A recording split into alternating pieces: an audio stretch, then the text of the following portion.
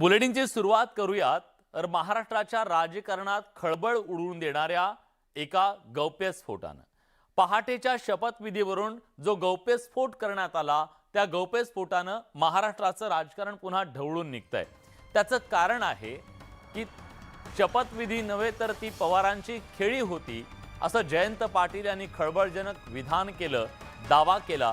तेव्हाच गौप्यस्फोट का केला नाही हा सवाल आता विचारला जाऊ लागला आणि त्यामुळे एकूणच जयंत पाटलांनी केलेल्या त्या गौप्यस्फोटानं गेल्या काही तासांपासून महाराष्ट्राचं राजकारण हे ढवळून निघालंय। बघूया या संदर्भातला रिपोर्ट। तो शपथविधी की खेळी, गद्दार बिरुदावली लावण्याची खेळी, नरेश म्हस्केंचा राष्ट्रवादीला सवाल, तेव्हाच गौप्यस्फोट का केला नाही, भाजपचा जयंत पाटलांना सवाल।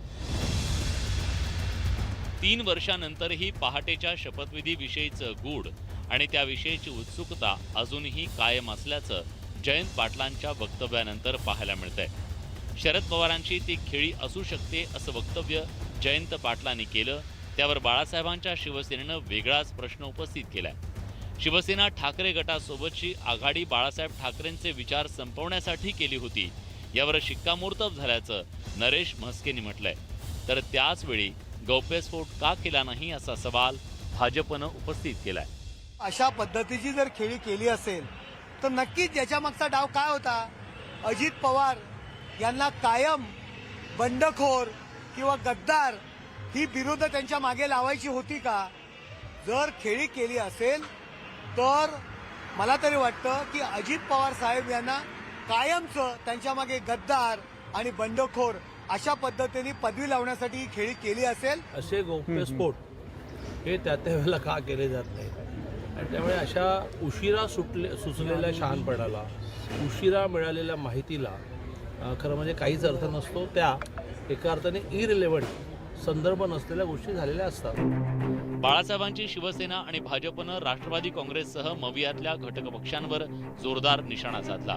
त्यामुळे पहाटेचा शपथविधी आणि त्यावेळी झालेल्या राजकीय घडामोडींचा संदर्भ देत विरोधकांनीही सत्ताधाऱ्यांवर पलटवार केला। श्री जयंतराव पाटील यांच्या वक्तव्यावर प्रतिक्रिया व्यक्त करताना खोके शिवसेनेच्या प्रवक्त्याने अकलेचे तारे तोडले आहेत। स्वतः शिवसेनेची गद्दारी करून ज्यांनी सरकार स्थापन केलं त्यांनी अजितदादा पवार यांना गद्दार म्हणणं हे त्यांना शोभतं काय? त्यांनी स्वतःला प्रश्न विचारावा। राजकारणात प्रतिस्पर्ध्याला गारद करण्यासाठी सत्ताधारी आणि विरोधकांकडून नेहमीच राजकीय खेळी खेळल्या जातात। अनेकदा त्या खेळीमागील घडामोडी कधीच समोर येत नाहीत, त्यावर फक्त चर्चा होत राहते। परिणामी पहाटेच्या शपथविधी मागील खेळी समोर येईल की फक्त आरोप प्रत्यारोप होत राहतील याकडे राज्याचं लक्ष लागलंय। Bureau report, news 18 Lokmat. दरम्यान वाद उभा राहिल्यानंतर जयंत पाटील यांनी सारवासारव करत आपल्या बोलण्याचा चुकीचा अर्थ काढल्याचं स्पष्टीकरण दिलं। पहाटेच्या शपथविधीची खेळी जाणीवपूर्वक कुणी केली असं म्हणता येणार नाही, मात्र त्यामुळे राज्यात लागू असलेली राष्ट्रपती राजवट उठण्यास मदत झाली। तसंच या घटनेनंतर उलट राष्ट्रवादी भक्कम झाल्याचं वक्तव्य जयंत पाटलांनी केलं। मला जो प्रश्न विचारण्यात आलेला होता त्या बाबतीत मला असं कदाचित असा शब्द वापरलेला आहे मी। आता ती जी घटना झाली पहाटेचा शपथविधी, या शपथविधीच्या मुळे काय झाले फायदे? तर राष्ट्रपती राजवट काढण्यासाठी त्याची डायरेक्टली इनडायरेक्टली मदत झाली, एवढाच त्याचा फायदा। त्याच्यात तो कोणी जाणीवपूर्वक केला असं म्हणण्याचा माझा हेतू नाही। त्यावेळी इनडायरेक्टली सगळ्यांचाच त्याला पाठिंबा असं समजलं गेलं, पण तशी परिस्थिती वस्तुस्थिती नव्हती। राज्य मंत्रिमंडळ विस्ताराबाबत विविध तर्क लढवले जात असले तरी मंत्रिमंडळ विस्तार हा सर्वस्वी वरिष्ठ नेत्यांच्या निर्णयावर निर्भर असल्याचं राज्याचे क्रीडा आणि वैद्यकीय शिक्षण मंत्री गिरीश महाजन म्हणाले। धुळे दौऱ्यावर असताना त्यांना मंत्रिमंडळ विस्ताराबाबत विचारलं असता त्यांनी मंत्रिमंडळ विस्ताराला उशीर होत असल्याचं मात्र मान्य केलं। त्याचप्रमाणे वरिष्ठांच्या निर्णयानंतरच मंत्रिमंडळ विस्तार केला जाईल असं महाजन म्हणाले। महाजन यांच्या या वक्तव्यानं मंत्रिमंडळ विस्ताराचं भिजत घोंगडं कायम आहे हे स्पष्ट झालंय. त्याचप्रमाणे मंत्रिमंडळ विस्तार आणखी लांबणीवर पडणार असल्याची चर्चाही सुरू झाली आहे. का रखडलाय मंत्रिमंडळ विस्तार नेमका? मला वाटतं या संदर्भामध्ये पक्षश्रेष्ठीच आपल्याला तारीख कळवतील. आज हे सांगणं मलाही कठीण आहे, आपल्या सर्वांना कल्पना आहे. खरं आहे थोडा उशीर होतोय, परंतु जोपर्यंत पक्षश्रेष्ठी हिरवा कंदील देत नाही तोपर्यंत विस्तारही होणार नाही. मुख्यमंत्री एकनाथ शिंदे यांनी बंड केल्यानंतर जवळपास 7 महिन्यांनी माजी मुख्यमंत्री उद्धव ठाकरे एकनाथ शिंदेंच्या बालेकिल्ल्यात अर्थात ठाणे शहरामध्ये दाखल झाले. त्यांनी ठाण्याचा दौरा केला. पहिल्यांदाच त्यांनी टेंभी नाक्यावर जाऊन त्यांनी आनंद दिघेंच्या पुतळ्याला पुष्पहार अर्पण केला. ठाणे हा मुख्यमंत्री एकनाथ शिंदेंचा बालेकिल्ला मानला जातो. आनंद आश्रम या ठिकाणीही उद्धव ठाकरे जाणार अशी चर्चा होती. मात्र त्या ठिकाणी बाळासाहेबांची शिवसेना पक्ष कार्यालय असा फलक लावण्यात आलाय. त्यामुळे उद्धव ठाकरे तिथं गेले नाहीत अशी चर्चा रंगली आहे.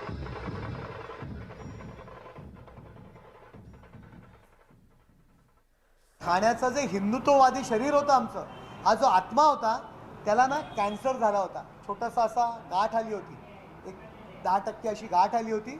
ती गाठ आम्ही कापून टाकलेली आहे आणि आता आमचं संपूर्ण शरीर हिंदुत्ववादी विचारसरणीचा आमचा आत्मा उरलेला आहे. तो एकनाथ शिंदेसाहेब यांच्या नेतृत्वाखाली पुढे आगेकूच करत आहे. त्यामुळे आमचं आरोग्य किंवा आमची ह्याची त्यांनी काळजी करू नये ठाण्याची. त्यांनी पहिले आपल्याकडे जे काही छोटे टिकलेली लोक आहेत ना 5-10%, ती थांबवण्याचा प्रयत्न करावा. सत्तांतरानंतर पहिल्यांदाच उद्धव ठाकरेंनी ठाण्यात आपला दौरा केला. त्यावेळी खासदार राजन विचारे यांच्याकडून धर्मवीर आनंद दिघे यांच्या जयंतीनिमित्त आयोजित मोफत महाआरोग्य शिबिराचं उद्घाटन उद्धव ठाकरेंच्या हस्ते पार पडलं. यावेळी उद्धव ठाकरेंनी छोटेखानी भाषणात एकनाथ शिंदे यांच्यावर जोरदार निशाणा साधला. निष्ठेच्या पांघरुणाखाली जे काही लांडगे घुसले त्यामुळे शिवसेना आणि महाराष्ट्राची बदनामी झाली. गेले ते जाऊ द्या. जे अस्सल शिवसैनिक निखाऱ्यासारखे माझ्या सोबत आहेत ते उद्या मशाल पेटवणार आहेत अशा शब्दात त्यांनी आपली भूमिका मांडली आणि त्याचबरोबर ठाण्यात लवकरच विराट सभा घेणार असल्याचं त्यांनी सांगितलं.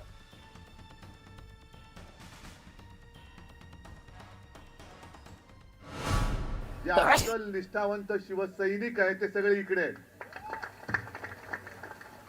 बाकी जे विकाऊ होते ते विकले गेले. काय भावाने विकले तुम्हाला माहिती आहे, मी काय सांगण्याची गरज नाही. निष्ठेच्या पांघरुणाखाली जे काही लांडगे घुसले होते ते विकले गेले. ही नाही म्हटलं तर एक महाराष्ट्राची बदनामी झालेली आहे, शिवसेनेची पण झालेली आहे. आज प्रजासत्ताक दिन आहे, त्याच्या तर शुभेच्छा आहेत. आणि प्रजासत्ताक आपल्याला टिकवायचं आहे आणि अगर प्रजासत्ताक की रक्षा करनी हो तो आपकी जो बात नहीं, आप क्या मांगे तो हम खून दे देंगे. नहीं, खून देने की जरूरत नहीं, सिर्फ वोट दे दो. सिर्फ वोट दे दो, बाकी हम देख लेंगे. लवकरात लवकर ठाण्यामध्ये एक प्रचंड आपली जाहीर सभा घेणार म्हणजे घेणारच. आणि त्यावेळेला मग कोणाचा काय समाचार घ्यायचा तुम्ही घेईन. शिवसेनेतल्या बंडानंतर राज्यात सत्तांतर झालं. या बंडाविषयी अनेक दावे प्रतिदावे केले जात आहेत. आता शिवसेना बाळासाहेब ठाकरे पक्षाचे खासदार ओमराजे निंबाळकरांनी याविषयी एक नवा दावा केलाय. शिंदेंच्या बंडाचा पक्ष नेतृत्वाला या संदर्भातली कुणकुण लागली होती असा दावा त्यांनी केलाय. पाहूया खास रिपोर्ट. तारीख 21 जून 2022. याच दिवशी एकनाथ शिंदे आणि त्यांच्या समर्थक आमदारांनी शिवसेनेत बंड केलं होतं. त्यानंतर तत्कालीन ठाकरे सरकारचं काउंटडाऊन सुरू झालं होतं. राज्यसभा आणि विधान परिषदेच्या निवडणुकीनंतर एकनाथ शिंदे हे आपल्या समर्थक आमदारांसह गुपचूप सुरतला रवाना झाले. त्यानंतर त्यांनी स्पेशल विमानानं गुवाहाटी गाठलं. पुढे एक एक करत शिवसेनेतील 40 तसंच अपक्ष 10 असे एकूण 50 आमदारांचं पाठबळ एकनाथ शिंदेंना मिळालं आणि त्यानंतर काही दिवसांनी राज्यात सत्तांतर झालं. एकनाथ शिंदे यांनी मुख्यमंत्री म्हणून शपथ घेतली. मी एकनाथ संभाजी शिंदे ईश्वर साक्ष शपथ घेतो की शिवसेनेतील त्या बंडाची शिवसेना नेत्यांना आधीच कुणकुण लागल्याचा दावा शिवसेना खासदार ओमराजे निंबाळकर यांनी केलाय. फार पूर्वीपासून या गोष्टीची कुणकुण सगळ्याला होती, काय हालचाली चालल्या त्याच्याबद्दल आम्हालाही दिसत होतं, कळत होतं. हे सगळं चाललेलं साहेब मला सांगत होते ते. मला फोनवर कंटिन्यू व्हॉट्सअपला त्यांचे मेसेज होते. कारण एका बाजूला इकडचे आताचे मंत्री आणि दुसरे आमदार उपर घेते, तिसऱ्यावर मला शंका यायला लागली, म्हणलं काय भानगड चालू आहे. पण त्यांनी मला अतिशय स्पष्टपणे सांगितलं होतं, पण त्यांनाही काही जाणीव नव्हती किंवा हे काय चाललंय. ओमराजे निंबाळकरांच्या या दाव्यानंतर बाळासाहेबांची शिवसेनेनं प्रतिदावा केलाय. तसंच ओमराजे निंबाळकरही शिंदे बंडखोरीच्या तयारीत होते असा टोला बाळासाहेबांची शिवसेनेच्या नेत्यांनी लगावलाय. ओमराजे निंबाळकर आधी कुठल्या पक्षात होते, किती पक्ष बदलले, हा प्रश्न पहिलं त्यांना विचारा. की या लोकांनी काल आलेले पक्षामध्ये खासदारकी मिळवण्याकरता, आमदार खासदार होण्याकरता यांनी शिवसैनिक म्हणून काम केलंय का हो? त्या विभागामध्ये शिवसेना वाढवण्याकरता यांचं योगदान काय? यांनी काय एकनाथ शिंदे साहेबांबद्दल बोलावं? अहो हे सुद्धा आले असते, हे पण लाईनीत आहेत. शिवसेनेतील बंडाविषयी शिंदे समर्थकांकडून विविध दावे करण्यात आले होते. उद्धव ठाकरे आमदारांना भेटत नसल्याचं बंडामागील कारण सांगण्यात आलं होतं. त्यानंतर राष्ट्रवादी काँग्रेसकडून शिवसेनेच्या आमदारांची कोंडी करण्याचा प्रयत्न केल्याचा दावा शिंदे गटाकडून करण्यात आला होता. मग शिवसेना प्रमुखांच्या हिंदुत्वासाठी उठाव केल्याचं बंडखोरांकडून सांगण्यात आलं. त्यावरून बरंच राजकारणही रंगलं होतं. आता ओमराजेंच्या दाव्यामुळे नवा राजकीय कलगीतुरा रंगलाय. Bureau report, news 18 Lokmat. का रे दुरावा, का हा अबोला असं म्हणण्याची वेळ सध्या आली आहे औरंगाबादकरांवर. कारण यंदाचा प्रजासत्ताक दिन औरंगाबादकरांसाठी खऱ्या अर्थानं आगळा वेगळा ठरला. त्याला कारण म्हणजे बाळासाहेबांची शिवसेना आणि शिवसेना उद्धव बाळासाहेब ठाकरे पक्षाचं एकत्रित आलेले नेते. औरंगाबादमध्ये प्रजासत्ताक दिन कार्यक्रमाच्या निमित्तानं 6 महिने आधी वेगळे झालेल्या दोन्ही गटाचे नेते पहिल्यांदाच शेजारी शेजारी बसलेले दिसले.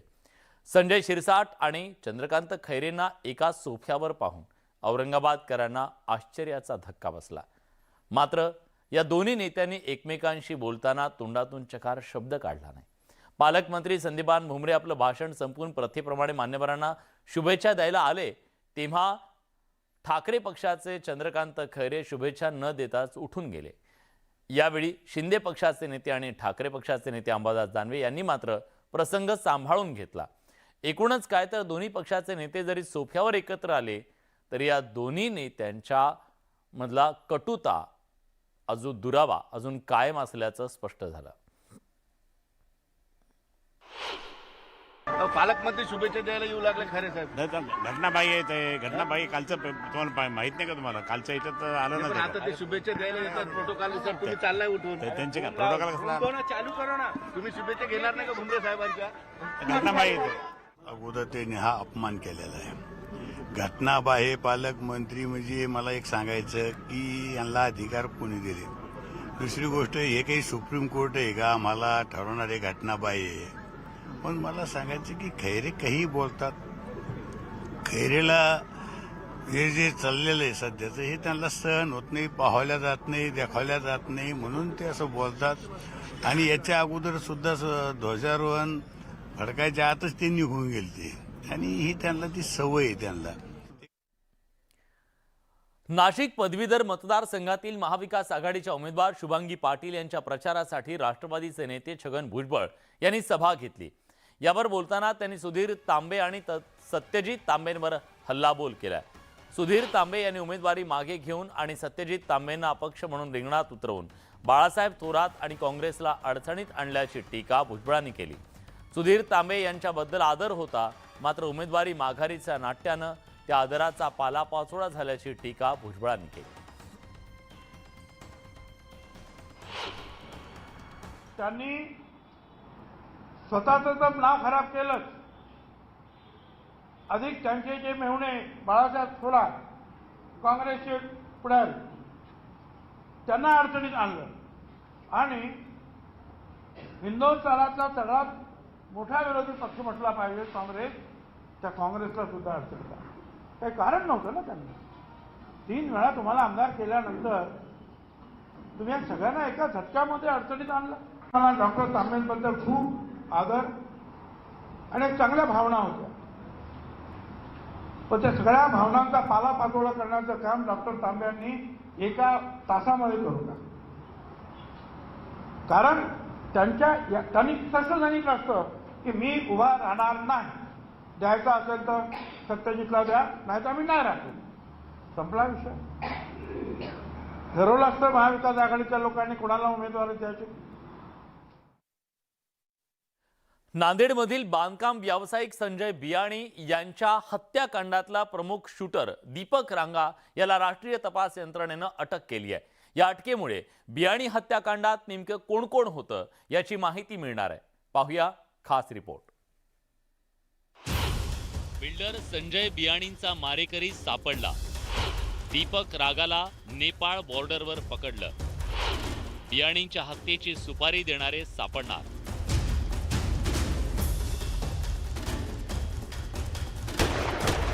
दिनांक 5 एप्रिल 2022 नांदेडचे सुप्रसिद्ध बिल्डर संजय बियाणींची घराबाहेर गोळ्या घालून हत्या करण्यात आली.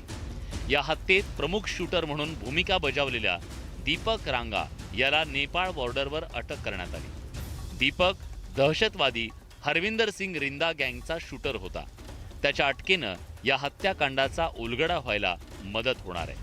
5 एप्रिल 2022 रोजीची जे गुन्हा आहे 119/2022 त्यामध्ये श्री संजय बियाणी यांची हत्या झालेली होती. त्यामध्ये जे शूटर्स होते त्यापैकी एक दिव्यांशू हा अटक होता आणि एक दीपक नावाचा जो रंगा नावाचा जो आरोपी आहे त्याला NIAने गोरखपूर इथे ताब्यात घेतलेला आहे.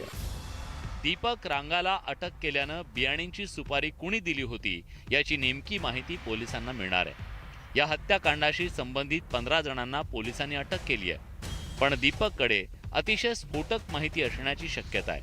त्यामुळे नांदेड पोलीस त्याचा ताबा घेणार आहेत. काही व्यक्तींनी त्यांना सुपारी दिल्यामुळे त्यांनी फायरिंग केल्याचा त्याचा रोल आहे. आपण नांदेड पोलिसांचा ताबा वगैरे घेणार आहोत. हो, नक्कीच आम्ही सदरच्या गुन्ह्यामध्ये ते फरारी आरोपी असल्यामुळे त्यांचा ताबा घेऊन तपास करणार आहोत. बियाणींच्या हत्येनं महाराष्ट्रात खळबळ उडाली होती. त्यांच्या हत्येला राजकीय किनार असल्याची चर्चा होती.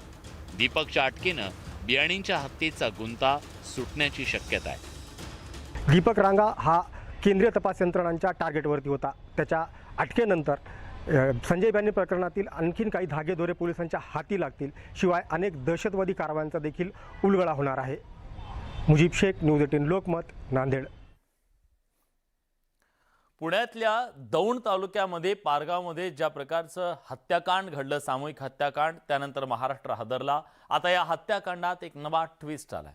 भीमा नदीत सापडलेल्या 7 मृतदेहांपैकी 3 मृतदेहांचं पुन्हा शवविच्छेदन करण्यात आलंय. जिल्हा रुग्णालयानं सुरुवातीला केलेल्या शवविच्छेदनात बुडून मृत्यू झाल्याचा अहवाल दिला होता. दरम्यान पोलिसांच्या चौकशीत या 7 जणांची हत्या झाल्याचं निष्पन्न झाल्यानंतर जिल्हा रुग्णालयाच्या अहवालावर आता प्रश्नचिन्ह निर्माण झालंय. त्यामुळे ससून रुग्णालयाकडून 3 मृतदेहांचं पुन्हा शवविच्छेदन करण्यात आलंय. बुडून मृत्यू झाल्याचा अहवाल दिलेल्या डॉक्टरांवर कारवाई करण्यात येण्याची शक्यता आहे. सुमित सोनवणे आपले प्रतिनिधी दौंडचे आपल्या सोबत आहेत. सुमित, नेमकी ही चूक कोणाची, काय आतापर्यंत पोलीस तपासातून समोर आलंय? सुरुवातीला ज्यावेळेस 18 तारखेला मृतदेह मिळाले, 18, 20 आणि 21 ला, त्यावेळेस हे मृतदेह ग्रामीण रुग्णालयाकडे गेले. म्हणजे इथं आपल्या येवलमध्ये असणाऱ्या ग्रामीण रुग्णालय, तिथं गेल्यानंतर तिथले जे डॉक्टर आहेत त्या डॉक्टरांच्या निगराणीखाली तिथं शवविच्छेदन करण्यात आलं आणि त्या अहवालामध्ये असं नमूद करण्यात आलेलं आहे की बुडून हा मृत्यू झालेला आहे. त्यामुळे या सगळ्याचा तपास हा वेगळ्या दिशेला गेला होता आणि नंतर ज्या दुसऱ्या बॉड्या ज्या मिळाल्या त्यानंतर ते अहवाल ससून रुग्णालयाकडे गेले आणि तिथून एक अहवालामध्ये निष्पन्न झालं की या सगळ्यामध्ये मारून टाकलेले आणि त्यानंतर मग हा सगळा प्रकार उघडकीस आला. त्यामुळे सुरुवातीला जर या सगळ्यामध्ये जर अहवाल जर व्यवस्थित आला असता किंवा आधीच या सगळ्याचा उलगडा झाला असता, पण यातला दोषी नेमका कोण हे पाहणं महत्वाचं आहे. धन्यवाद तुम्ही दिलेल्या सगळ्या सविस्तर माहितीबद्दल. प्रजासत्ताक दिनाच्या निमित्तानं राज्यपाल भगतसिंग कोश्यारी यांनी विविध मान्यवरांना राजभवनावरती आमंत्रित केलं. IAS, IPS काउन्सिलचे अधिकारी, व्यापारी, राजकीय नेते, गायक, आर्मी नेव्हीमधील वरिष्ठ अधिकारी या कार्यक्रमाला उपस्थित आहेत. दरम्यान या कार्यक्रमासाठी मुख्यमंत्री एकनाथ शिंदे राजभवनावर उपस्थित होते.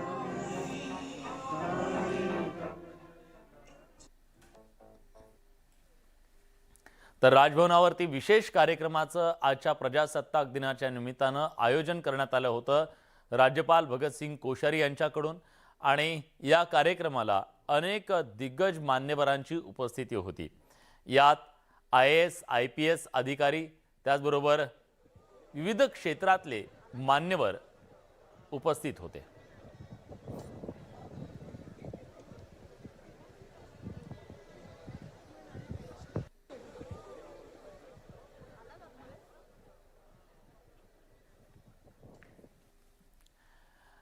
यासोबत बुलेटिनमध्ये आपण इथेच थांबतोय, पण जाता जाता बघूया 74व्या प्रजासत्ताक दिनाची आजची काही खास क्षणचित्र।